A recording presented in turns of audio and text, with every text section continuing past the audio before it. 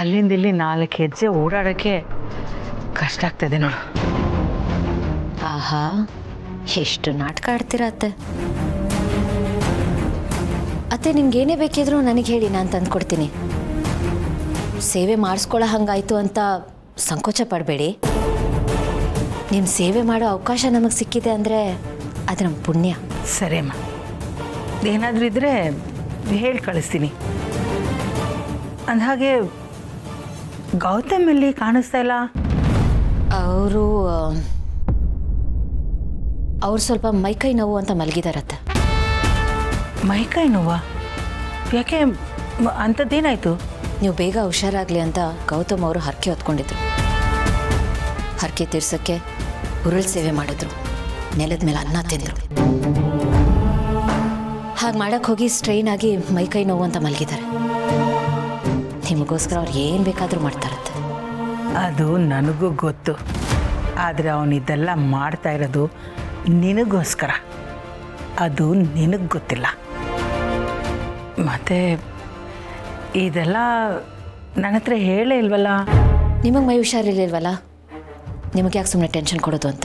ಸರಿ ನಡಿ, ನಾನು ಬರ್ತೀನಿ. ಹೇಗಿದ್ದಾನೆ ಅಂತ ನೋಡೋಣ. ಅವ್ರು ಮಲಗಿದಾರತ್ತೆ. ಸರಿ, ಅವನು ಮಲಗಿ ರೆಸ್ಟ್ ತಗೊಳ್ಳಿ, ನಾನು ಸ್ವಲ್ಪ ರೆಸ್ಟ್ ತಗೋತೀನಿ. ಹಾಂ, ಇವರು ಹುಷಾರಿಲ್ಲದೆ ಇರೋ ಥರ ನಾಟಕ ಮಾಡ್ತಿದ್ದಾರೆ ಅಂತ ಮಲ್ಲಿ ಹೇಳಿದ್ದು ನಿಜ ಆಯಿತು. ಈಗ ಜಾತಕದ ವಿಷಯ ನಿಜಾನ ಸುಳ್ಳ ಅಂತ ತಿಳ್ಕೊಳ್ಬೇಕು. ಆದರೆ ಹೇಗೆ?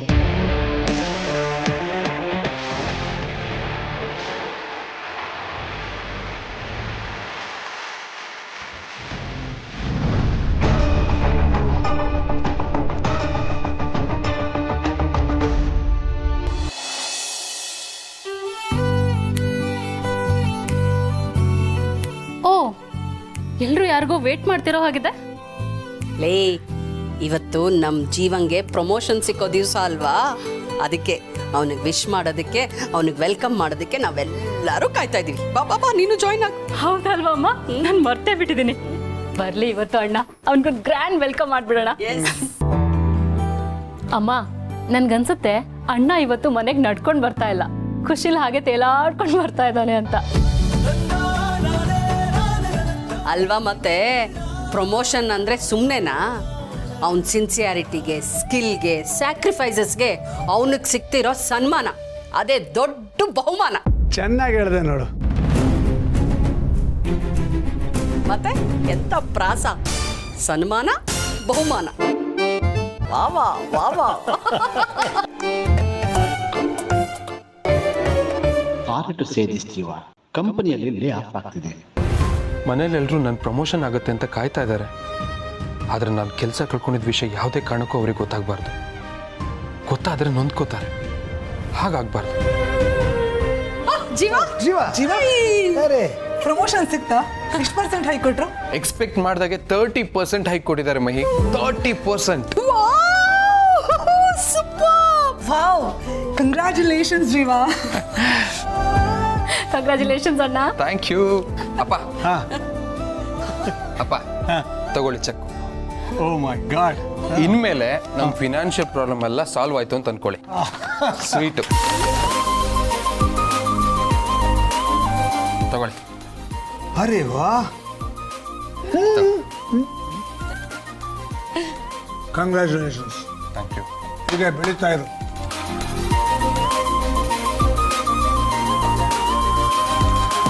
ಕಂಗ್ರ್ಯಾಚುಲೇಷನ್ಸ್. Thank you.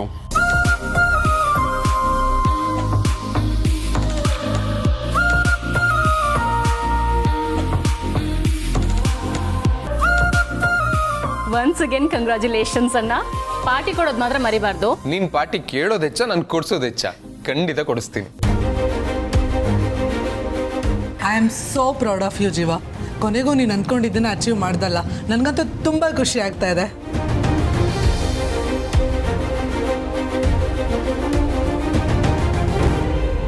ನನಗೆ ಪ್ರಮೋಷನ್ ಸಿಕ್ಕಿದೆ ಅಂತ ಎಲ್ಲರೂ ಎಷ್ಟು ಖುಷಿ ಪಡ್ತಿದ್ದಾರೆ. ಆ ಕೆಲಸ ಕಳ್ಕೊಳೋದು ಗೊತ್ತಾದರೆ ಎಲ್ರಿಗೂ ಎಷ್ಟು ಬೇಜಾರಾಗ್ಬೇಡ.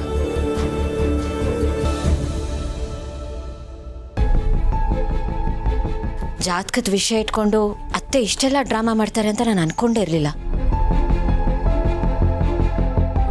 ಛೇ ಪಾಪ, ಇದರಿಂದ ಗೌತಮ್ ಅವ್ರು ಕಷ್ಟಪಡೋಂಗಾಯ್ತು.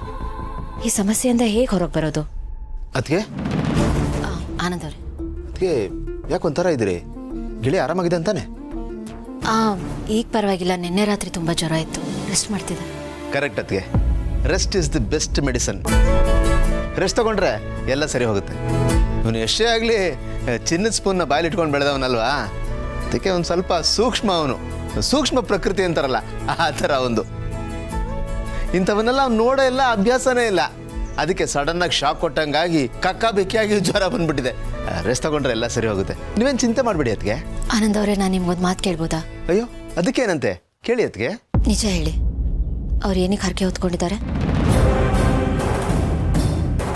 ನೆನ್ನೆನೇ ಹೇಳಿದ್ನಲ್ಲ ಅದಕ್ಕೆ, ಮನೆಯವರೆಲ್ಲರೂ ಚೆನ್ನಾಗಿರಲಿ ಅಂತ ಹರಕೆ ಹೊತ್ಕೊಂಡಿದ್ದಾನೆ. ಮನೆಯವರು ಅಂದರೆ ಎಲ್ರೂನಾ ಅಥವಾ ನಾನು?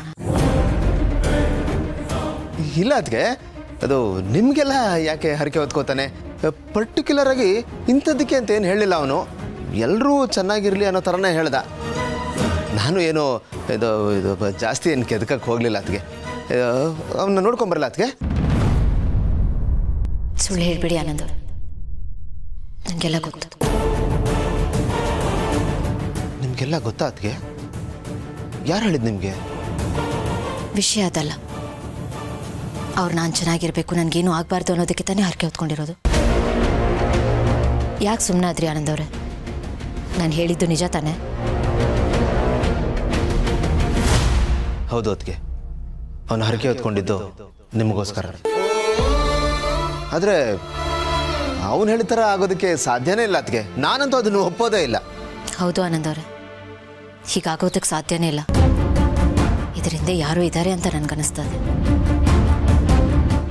ಯಾರತ್ತಿಗೆ? ಯಾರು ಅಂತ ಗೊತ್ತಿಲ್ಲ. ಇಲ್ಲ, ಈ ಮನೇಲಿ ಆ ಥರ ಮಾಡೋದಕ್ಕೆ ಯಾರಿಂದ ಸಾಧ್ಯ ಅದಕ್ಕೆ? ಯಾರು ಅಂತ ಗೊತ್ತಿಲ್ಲ ಆನಂದ್ ಅವರೇ. ಗೊತ್ತಿಲ್ಲದೆ ಮನೆಯವ್ರ ಬಗ್ಗೆ ಮಾತಾಡೋದು ತಪ್ಪಾಗುತ್ತೆ. ಆದರೆ ನನಗನ್ಸೋ ಪ್ರಕಾರ ಯಾರೋ ಗುರುಗಳ ಹತ್ರ ಸುಳ್ಳು ಹೇಳಿಸಿದ್ದಾರೆ.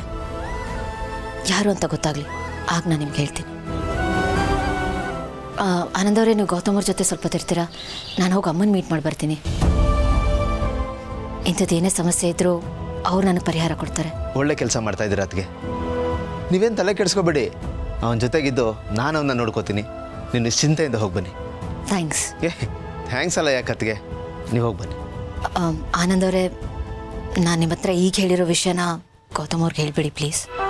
ಇಲ್ಲ ಅದಕ್ಕೆ, ಖಂಡಿತ ಹೇಳಲ್ಲ. ಪ್ರಾಮಿಸ್? ಪ್ರಾಮಿಸ್. Thank you. ಆಯ್ತು, ಬರ್ತೀನಿ. ಹೊರಟು ಬನ್ನಿ.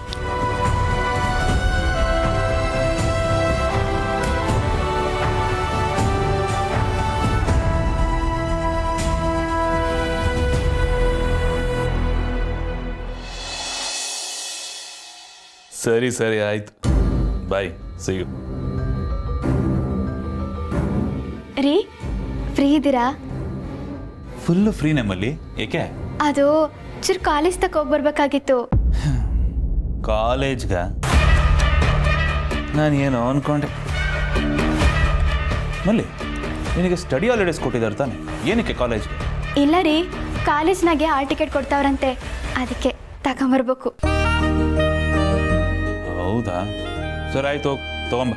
ಏನ್ರಿ ನೀವು, ನಾನು ನಿಮ್ಮ ಜೊತೆ ಹೋಗಿ ತಗೊಂಬರ್ಬೇಕು ಅಂದ್ಕೊಂಡ್ರೆ ನೀವು ಹೆಂಗೆ ಹೇಳ್ತಿದ್ದೀರಲ್ಲ. ನೀವು ಬಂದರೆ ಸಂದಾಗಿರ್ತೈತೆ. ಹೋಗಿ ಬರೋಣ, ಬರ್ತೀರಾ? ಅದೇನದು, ನೀವು ಬರ್ಬೋದಲ್ವಾ, ಬಂದರೆ ಚೆನ್ನಾಗಿರುತ್ತೆ. ಈ ಪೀಠ್ಕೆ ಎಲ್ಲ ಯಾಕೆ? ಎಷ್ಟೇ ಆಗಲಿ ನಾನು ನಿನ್ನ ತಾಳಿ ಕಟ್ಟಿರೋ ಗಂಡ ಅಲ್ವಾ ಮಲ್ಲಿ. ಆ ಗಂಡ ಅನ್ನೋ ಸಲಿಗೆಲಿ ಪ್ರೀತಿಯಿಂದ ಬನ್ರಿ, ಹೋಗಿದ್ದು ಬರೋಣ ಅಂತಂದರೆ ನನಗೆ ತಲೆ ಹೋಗುವಂಥ ಕೆಲಸ ಏನೇ ಇದ್ರು ಎಲ್ಲ ಬಿಟ್ಟಾಕಿ ಮಲ್ಲಿ ನೀನಿಂದೇನೆ ಬಂದ್ಬಿಡ್ತೀನಿ. ಸೊ ಇನ್ನು ಮೇಲೆ ಈ ಭಯ, ಈ ಜರ್ಕೆ ಇದನ್ನೆಲ್ಲ ಬಿಟ್ಟಾಕಿ ನಿನಗೇನು ಬೇಕು ಅನ್ನೋದನ್ನ ಡೈರೆಕ್ಟಾಗಿ ನನ್ನ ಹತ್ರ ಕೇಳು. ಅರ್ಥ ಆಯ್ತಾ? ಆಗಲೇ ತಾನೆ ನಿನ್ನ ಎಕ್ಸ್ಪೆಕ್ಟೇಷನ್ಸ್ ಏನು ಅಂತ ತಿಳ್ಕೊಂಡು ನಾನು ಅದನ್ನು ಈಡೇರ್ಸೋಕ್ಕಾಗುತ್ತೆ. ಇನ್ಮೇಲೆ ಹಾಗೆ ಕೇಳ್ತೀಯ ತಾನೆ? ಹ್ಞೂ, ಕೇಳ್ತೀನಿ. ಸೊ ಜೊತೆಲೇ ಹೋಗಿ ಇಬ್ರು ಆಲ್ ಟಿಕೆಟ್ ತಗೊಂಡು ಜೊತೆಲೇ ವಾಪಸ್ ಬರೋಣ, ಆಯ್ತಾ? ಸರಿ, ಖುಷಿ? ತುಂಬ ಖುಷಿ. ಹ್ಯಾಪಿ? ಏನು ಮಲ್ಲಿ ನೀನು ಒಬ್ಬಳೇ ಖುಷಿ ಪಟ್ಟರೆ ಹೇಗೆ ಹಾಂ? ನಾನು ಖುಷಿಯಾಗಿರೋದು ಬೇಡವಾ? ಎಷ್ಟು ದಿನ ನಿನಗೆ ಲಂಚ ಲಂಚ ಲಂಚ ಅಂತ ಕೇಳ್ತಾನೆ ಇದ್ದೀನಿ, ನೀನು ನನ್ನ ಬಗ್ಗೆ ಕರುಣನೇ ತೋರಿಸ್ತಿಲ್ಲಪ್ಪ. ಈಗ ನಿನಗೆ ಆಗ್ತಿರೋ ಖುಷಿಗಾದರೂ ನನಗೆ ಒಂದೇ ಒಂದು ಲಂಚ ಕೊಡ್ಬೋದಲ್ವಾ?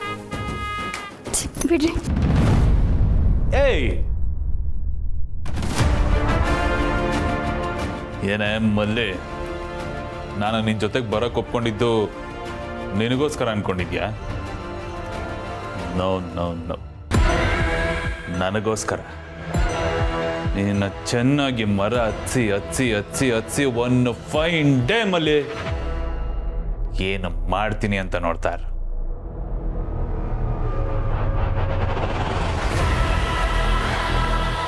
ಕೌಂಟ್ ಯೋರ್ ಡೇಸ್ ಮಲ್ಲಿ, ಕೌಂಟ್ ಯೋರ್ ಡೇಸ್.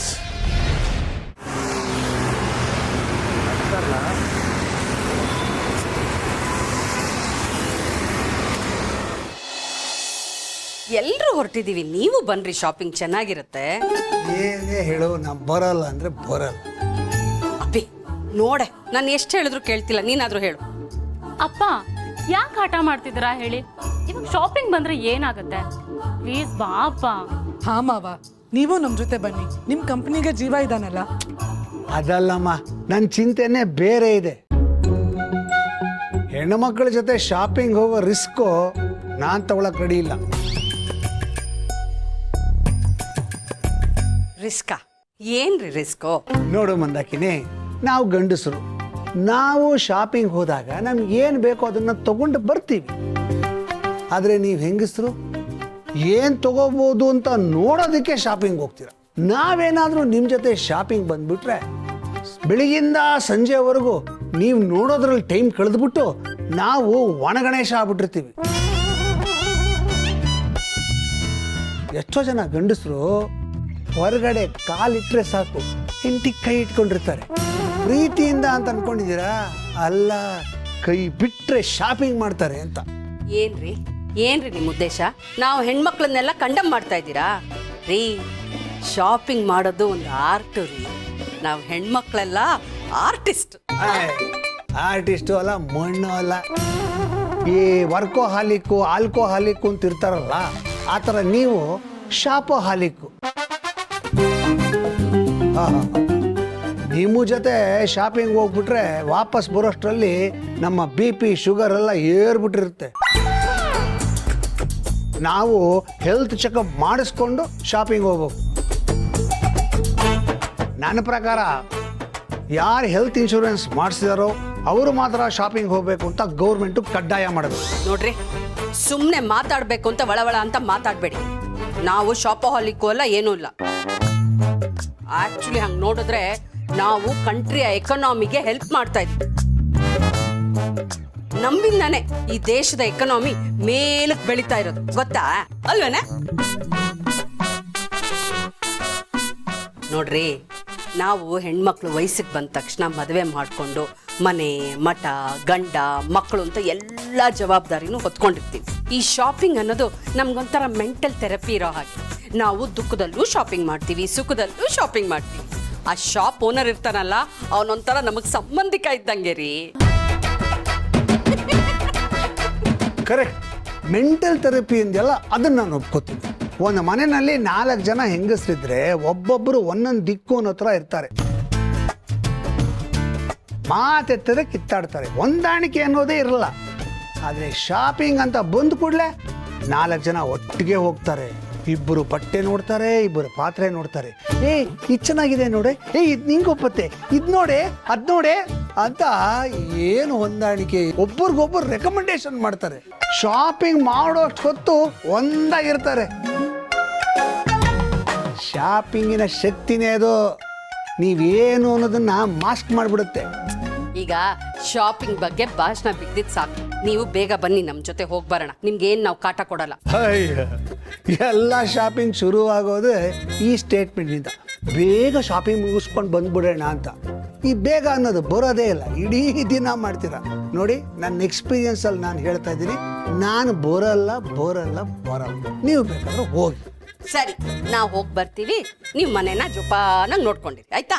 ಸರಿ ಸರಿ, ನೀವು ಬರೋವರೆಗೂ ಮನೇನ ಜೋಪಾನವಾಗಿ ನೋಡ್ಕೊತೀನಿ. ಹೋಗಿ ಬನ್ನಿ. ಜೀವ ಹುಷಾರಪ್ಪ. ಸುಮ್ಮನಿರಿ, ಬರ.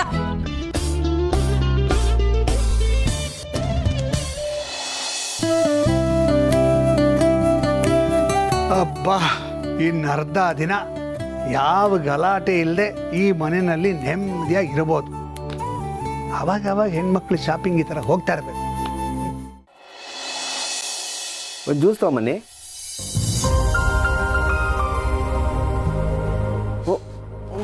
ಗೌತಮ್ ಹೇಗಿದ್ಯಾ? ಪರವಾಗಿಲ್ಲ, ಓಕೆ. ಆನಂದ್ ಈ ಕಡೆ ಬಾ. ನಿನ್ಗೋಸ್ಕರ ದೇವಸ್ಥಾನಕ್ಕೆ ಹೋಗಿ ಬಂದೆ.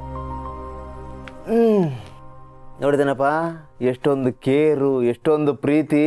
ಇದೇ ಕೆಲಸ ನಾನು ಮಾಡಿದ್ದಿದ್ರೆ ಚೆನ್ನಾಗಿ ಬಯಸ್ಕೋಬೇಕಾಗಿತ್ತು. ಇನ್ನೇನ್ ಮತ್ತೆ ಬಯಸ್ಕೊಳ್ಳೋ ಅಂತ ಕೆಲಸ ಮಾಡಿದಿದ್ರೆ ಬೈಲೇಬೇಕಾಗಿತ್ತು. ಡುಮ್ಮ ಸರ್ಗಿಗೆ ಆಗೋದಕ್ಕೆ ನೀನೇ ಕಾರಣ. ಏನೇನು ನಾನಾ? ಇದೇನು ಈ ಥರ ಎಲ್ಲ ನನ್ನ ಕಡೆ ಟರ್ನ್ ಮಾಡ್ತಾ ಇದ್ಯಾ? ಬಲ ಪಾಪಿ ತಲೆ ಮೇಲೆ ನನಗೆ ನಾನೇನೇ ಮಾಡಿದೆ? ನೀನು ಒಬ್ಬ ಫ್ರೆಂಡಾ? ಅವನೇನೋ ಅಮ್ಮನ ಮೇಲಿರೋ ಸೆಂಟಿಮೆಂಟ್ಗೆ ಉರುಳ್ ಸೇವೆ ಮಾಡ್ತೀನಿ ಅಂತಾನೆ. ನೀನು ಅದನ್ನ ತಡಿಬೇಕು ತಾನೆ. ಅವ್ನು ಕುಣ್ದಾಗೆಲ್ಲ ಕುಣ್ಕೊಂಡಿರ್ತೀಯ. ಮೊದಲು ನಿನಗೆ ಕ್ಲಾಸ್ ತಗೋಬೇಕು. ಲೇ ಚಿನ್ನ, ಅದೇನು ಅಂದ್ರೆ ಮಾತಾಡ್ಬೇಡ ನೀನು. ನೀನ್ ತಾನೇ ಬಾಲದ ಥರ ಅವ್ನ ಹಿಂದೆನೇ ಇರೋದು. ಬೆಸ್ಟ್ ಫ್ರೆಂಡ್ ತಾನೇ ನೀನು. ಅಂದಮೇಲೆ ನೀನೇ ಅವನಿಗೆ ಬುದ್ಧಿ ಹೇಳಬೇಕು. ಅದ್ಯಾವುದು ಮಾಡಬೇಡ. ಫ್ರೆಂಡ್ ಅನ್ನೋ ಪದಕ್ಕೆ ಅವಮಾನ ನೀನು. ನೋಡ್ದನಪ್ಪ, ನೀನು ಮಾಡಿದ ಕೆಲಸಕ್ಕೆ ನನ್ನ ಬೆಂಡೆತ್ತಾ ಇದ್ದಾಳೆ. ಏನು ಅಂದರೆ ನಿನಗೆ ಬೈಯೋಕ್ಕಾಗಲ್ವಲ್ಲ, ಅದಕ್ಕೆ ನಿಂದು ಸೇರಿಸಿ ನನಗೆ ಬೈತಾ ಇದ್ದಾಳೆ. ನಿನ್ನಿಬ್ಬರು ಮಧ್ಯೆ ಸಿಕ್ಕಾಕೊಂಡು ಫುಟ್ಬಾಲ್ ಆಗ್ಬಿಟ್ಟಿದ್ದೀನಿ ನಾನು. ಯಾರಿಗೆ ಹೇಳಿ ನನ್ನ ಪ್ರಾಬ್ಲಮ್? ಅಲ್ಲ ಗೌತಮ್, ನಿನ್ಗಾದ್ರೂ ಸ್ವಲ್ಪ ಬುದ್ಧಿ ಬೇಡವಾ? ದೇವಸ್ಥಾನಕ್ಕೆ ಹೋಗ್ಬೇಕು, ಪೂಜೆ ಮುಗಿಸ್ಕೊಂಡು ಮನೆಗೆ ವಾಪಸ್ ಡೈರೆಕ್ಟಾಗಿ ಬರಬೇಕು. ಆದರೆ ಇದೆಲ್ಲ ತುಂಬಾನೇ ಅತಿ ಆಯಿತು. ಏನಾದರೂ ಮಾಡೋಕ್ಕಿಂತ ಮುಂಚೆ ನಮ್ಮ ಕೆಪಾಸಿಟಿ ಏನು ಅಂತ ಯೋಚನೆ ಮಾಡಬೇಕು. ಈಗ ನೋಡು ನಿನ್ನ ಪರಿಸ್ಥಿತಿ ಏನಾಗಿದೆ ಅಂತ. ಸುಮ್ಮನೆ ಇರ್ಲಾರ್ದೆ ಇರುವೆ ಬಿಟ್ಕೊಂಡ್ರು ಅಂತಾರಲ್ಲ, ಹಾಗಾಯ್ತು. ಲೇ ಚಿನ್ನ, ಯಾಕೆ ಸ್ವಲ್ಪ ಸಮಾಧಾನ ಮಾಡ್ಕೋ. ಪಾಪ ಗೆಳೆಯ ಮೊದಲೇ ಹುಷಾರಿಲ್ದೆ ಕೂತ್ಕೊಂಡಿದ್ದಾನೆ. ಇದ್ರ ಮೇಲೆ ನೀನು ಹಿಗ್ಗಾಮುಗ್ಗ ಕ್ಲಾಸ್ ತಗೊಂಬಿಟ್ರೆ ಎಲ್ಲಿಗೆ ಹೋಗ್ಬೇಕು ಅವನು? ಕೂಲ್, ಶಾಂತಿ ಶಾಂತಿ. ಅದೇನು ಶಾಂತಿನೋ, ನಿಮ್ಮಿಬ್ಬರನ್ನ ನೋಡ್ತಿದ್ರೆ ಇರೋ ಶಾಂತಿ ಎಲ್ಲ ಹೊಟ್ಟೋಗುತ್ತೆ ನನಗೆ. ಇನ್ನೊಂದು ಸ್ವಲ್ಪ ಪ್ರಸಾದ ಇದೆ, ಆಂಟಿಗೆ ಹೋಗ್ಕೊಡು. ಪಾಪ ಅವ್ರಿಗೂ ಹುಷಾರಿಲ್ಲ, ಹುಷಾರಾಗಿ. ನಾನು ಸಾಗಕ್ಕೆ ನೋಡ್ತಿದ್ಯಾ? ಇಲ್ಲ ಚಿನ್ನ, ಇವನು ಕ್ಲಾಸ್ ತಗೊಳ್ಳೋ ಬರದಲ್ಲಿ ಅವ್ರನ್ನೆಲ್ಲ ಮರೆತು ಬಿಡ್ತೀವ ಅಂತ ನೆನಪು ಮಾಡ್ದೆ ಅಷ್ಟೇ. ಹೋಗ್ಬೇಕು ಕೊಡು. ಹುಷಾರು.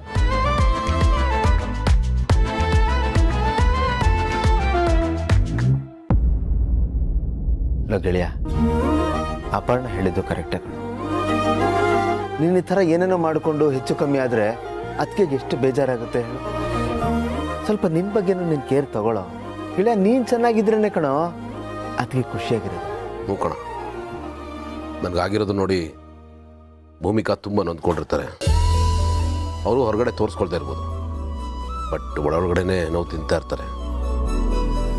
ನನಗೀಗ ಹೇಗಾಗ್ತಿದೆ ಅಂದರೆ, ನನಗೇನೋ ಆಯಿತು ಅನ್ನೋದಕ್ಕಿಂತ ನನ್ನಿಂದ ಅವರು ಬೇಜಾರು ಮಾಡ್ಕೊಳ್ಳೋ ಹಾಗಾಯ್ತಲ್ಲ ಅಂತ ಫೀಲ್ ಆಗ್ತಿದೆ. ಇಲ್ಲ ಗೆಳೆಯ, ಇದನ್ನೇ ಕಣೋ ನಿಜವಾದ ಪ್ರೀತಿ ಅಂತ ಹೇಳೋದು. ಒಬ್ಬರು ಇನ್ನೊಬ್ರಿಗೋಸ್ಕರ ಮಿಡಿಯೋದು, ಒಬ್ಬರು ಫೀಲಿಂಗ್ಸ್ನ ಇನ್ನೊಬ್ರ ಹತ್ರ ಹೇಳದೇ ಇದ್ರೂ ಅರ್ಥ ಮಾಡ್ಕೊಳ್ಳೋದು. ನಿಮ್ಮಿಬ್ಬರ ಮಧ್ಯೆ ಎಂಥ ಒಳ್ಳೆ ಪ್ರೀತಿ, ಎಂಥ ಒಳ್ಳೆ ಬಾಂಡಿಂಗ್ ಇದೆ ಅಂತ ಇದರಲ್ಲೇ ಅರ್ಥ ಆಗುತ್ತೆ. ಅಲ್ಲ ಕಣೋ ಗೆಳೆಯ, ಮನಸ್ಸಲ್ಲಿ ಇಷ್ಟೊಂದು ಪ್ರೀತಿ ಇಟ್ಕೊಂಡು ಅದನ್ನು ಹೇಳ್ಕೊಂಡ್ರೆ ತೊಂದರೆ ಆಗ್ಬಿಡುತ್ತೆ, ದೂರ ಆಗಬೇಕು ಅಂತ ಇದೆಯಲ್ಲ, ಇದು ನಿಜವಾಗ್ಲೂ ಸಾಧ್ಯನೇನು? ಹೇ ಗೆಳೆಯ, ನೀವಿಬ್ಬರು ದೂರ ಆಗಬೇಕು ಅಂತ ಅನ್ಕೊಂಡ್ರು ಆ ಪ್ರೀತಿ ನಿಮ್ಮಿಬ್ಬರನ್ನ ದೂರ ಆಗಕ್ಕೆ ಬಿಡುತ್ತೇನೋ ಗೊತ್ತಿಲ್ಲ, ಬಟ್ ದೂರ ಇಲ್ಲದೆ ಬೇರೆ ವಿಧಿನೇ ಇಲ್ಲ ಕಣ. ಈ ಥರದೊಂದು ಸಮಸ್ಯೆ ಬರ್ತಿದ್ದು ಯಾರಿಗೂ ಗೊತ್ತಿತ್ತು. ಸಮಸ್ಯೆ ಬಂದಾಗ ಏನಾದರೂ ಮಾಡಲೇಬೇಕಲ್ಲ.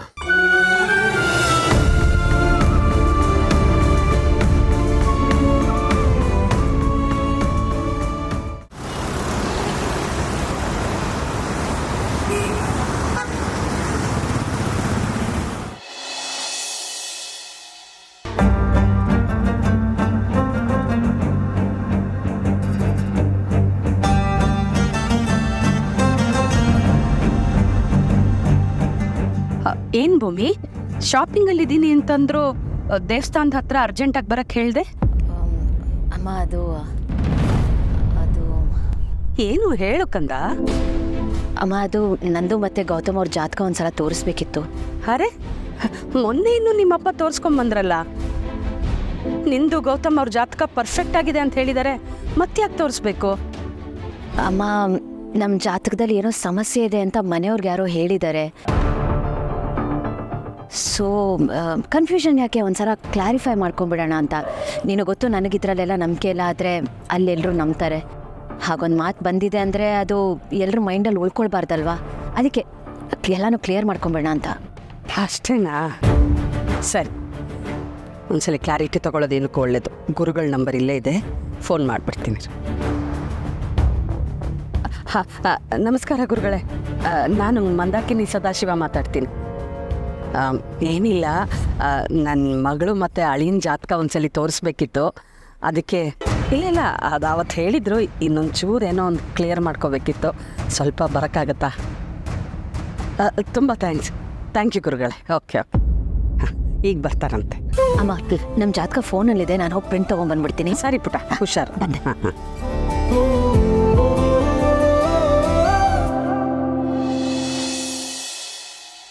ಮಂದಾಕಿನಿ ಅವರೇ, ನನಗೆ ಪೂಜೆ ಮಾಡೋದಕ್ಕೂ ಬಿಡದೆ ಅರ್ಜೆಂಟಾಗಿ ಬರೋಕ್ಕೆ ಹೇಳಿದ್ರಲ್ಲ, ಏನಂತ ಅರ್ಜೆಂಟು, ಏನು ವಿಷಯ? ಕ್ಷಮೆ ಇರಲಿ ಗುರುಗಳೇ, ಅದೇನಿಲ್ಲ, ನನ್ನ ಮಗಳು ಅಳಿಯನ ಜಾತಕನ ಅವ್ರ ಮನೆಯಲ್ಲಿ ಇನ್ನೊಬ್ಬರು ಗುರುಗಳ ಹತ್ರ ತೋರಿಸಿದ್ರಂತೆ. ಅವರು ಸಮಸ್ಯೆ ಇದೆ ಅಂತ ಹೇಳಿದ್ರಂತೆ. ಅದಕ್ಕೆ ನಿಮ್ಮ ಹತ್ರ ಒಂದು ಕ್ಲಾರಿಟಿ ತಗೊಳ್ಳೋಣ ಅಂತ. ಇದು ಈ ಎಕ್ಸಾಮಿನೇಷನಲ್ಲಿ ರಿವ್ಯಾಲ್ಯೂಯೇಷನ್ ಮಾಡ್ತಾರಲ್ಲ, ಆ ಥರ. ಅದಕ್ಕೆ ನಿಮ್ಮನ್ನು ಕರೆಸ್ಕೊಂಡೆ. ಕೊಡಿ, ಜಾತಕ ಕೊಡಿ.